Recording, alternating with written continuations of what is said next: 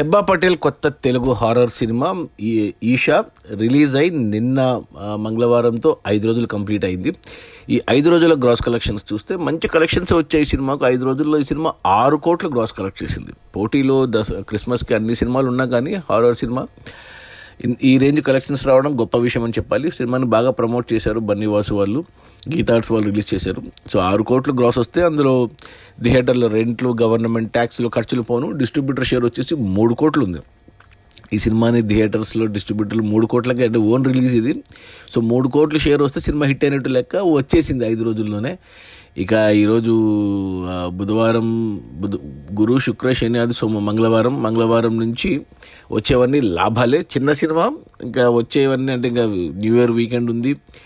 So Rajasaab అంటే first కొన్ని సినిమాలు ఉన్నాయి, అయినా కానీ సినిమా ఆల్రెడీ హిట్ అయిపోయింది బాక్స్ ఆఫీస్ దగ్గర కమర్షియల్గా. ఇక వచ్చేవన్నీ లాభాలే ఈ సినిమాకు.